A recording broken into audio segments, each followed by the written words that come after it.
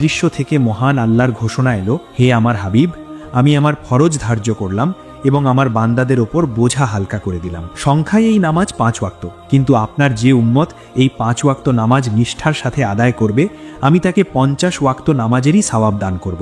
আমার কথার কোনো নড়চড় হয় না। সুবহান আল্লাহ। অতপর নামাজের বিধান চূড়ান্ত হওয়ার পর সফরের পরবর্তী অংশ শুরু হলো। এবার জিব্রাইল আলাইহিসসালাম নবীজিকে নিয়ে চললেন জান্নাত ও জাহান্নামের দৃশ্য দেখাতে। মহান আল্লাহ চাইলেন তার হাবিব নিজের চোখে দেখে যাক বিশ্বাসীদের জন্য কি অকল্পনীয় পুরস্কার আর পাপীদের জন্য কি ভয়াবহ শাস্তি তিনি প্রস্তুত করে রেখেছেন। এরপর জিব্রাইল আলাইহিসসালাম নবীজিকে নিয়ে জান্নাতে প্রবেশ করলেন। কি সেই জায়গা যার এক মুহূর্তের শান্তি দুনিয়ার 1000 বছরের কষ্টের কথাও ভুলিয়ে দেওয়ার জন্য যথেষ্ট। জান্নাতের মাটিগুলো সাধারণ মাটি নয়, তা কস্তুরীর মতো সুগন্ধিময়।